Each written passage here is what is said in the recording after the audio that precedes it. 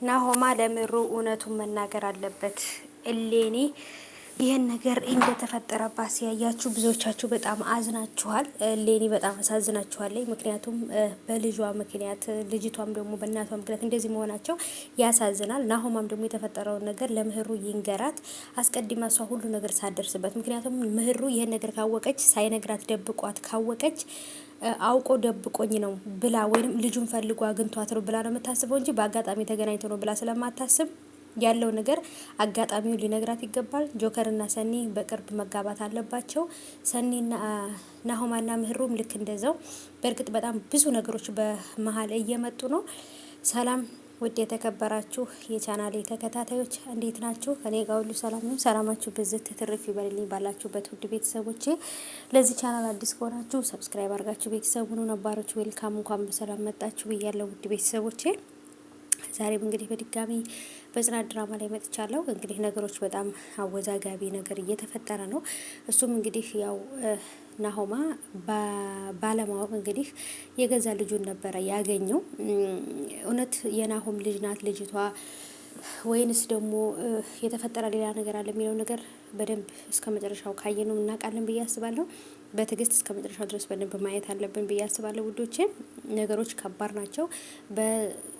ጽናትና በኪራ መሀል ላይ የበፊት የኪራ አፍቃሪ መታለች። ጽናት እንደውም ከቤት በተናዳ እንድትወጣ ያደረገቻት። ምክንያቱም እንደውም ጨራሽ ክፋቷን እንድታስበው እንዲጨምረው ያደረገችባት ማለት ይቻላል። ምክንያቱም አንዳንድ ሰው ሲናደድ ያሰበው ሳይሳካለት ሲቀር ካሰበው በላይ ሌላ ነገር ያስባልና ከባድ ነው። ብቻ ትዳራቸውን ፈጣሪ ይጠብቅላቸው ጽናትና ኪራ ማለት ነው። እና ናሆም ሁሉ ነገር ለምህሩ ነግሯት እንዳጋጣሚ የሆነች ህጻን ልጅ እንዳገኘ ግን ደግሞ ካርድ ሞልቼ ልደውልላት ስል ያስቀምጥኩበት ቦታ አጣኋት ያለው ነገር ይሄን አጋጣሚ ከነገራት በኋላ አጋጣሚው ነግሯት ስለነበር ምንም አይመስላትም። ግን ደግሞ ደብቋት ከተቀመጠ ግን ነገሮች በኋላ ላይ ሲታወቁ ፈልጓት ራሱ ልጁን ፈልጎ እንደሄደ ተረድታ ካንተ ጋር መኖር አልፈልግም፣ የራስን ህይወት ሌላ ቦታ ሄደ መቀጠል ትችላለህ፣ ልጅ መውለድ ትችላለህ ብላ ነገሮችን ወደ ሌላ ነገር ልታዞራቸው ትችላለች ብዬ ነው የፈራሁት። እንግዲህ እስኪ የምናየው ይሆናል። ኪራም እንግዲህ ኪያም አሁን ላይ ሁሉም የተረጋጋ ህይወት ላይ ናቸው ያሉት።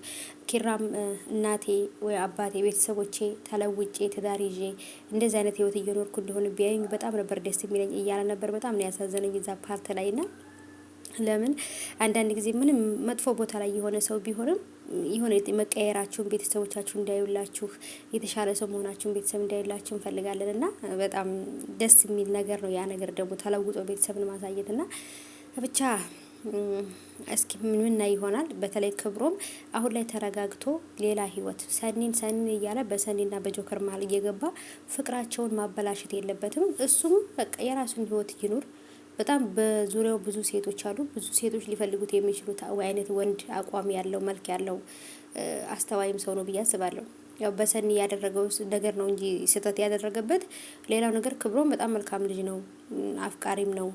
ገባችሁ አይደል? ግን ያው ፍቅር ብቻውን ሳይሆን ትዕግስትም ይጠይቃል ፍቅር ትዳር ውስጥና ስለዚህ ከወንድሙ ድርጅት ወይም ከአባቱ ድርጅት ውስጥ ገብቶ ልክ እንደ ኪያና እንደ ኪራ ድርጅታቸውን የአባታቸውን ድርጅት የቤተሰቦቻቸውን ድርጅት ሊያሳድጉት ይገባል። ክብሮም ከነሱ ጋር ከእህት ወንድሞች ጋር አብሮ መስራት አለበት ብዬ አስባለሁ። ሰኒና ጆከር ደግሞ እዚህ ላይ እንዴት እንዳሳቁኝ ማለት ነው። ፈታ ነበር ያደረጉኝና ልጅነታቸውን ነበረ መልሰው ያስታወሱት።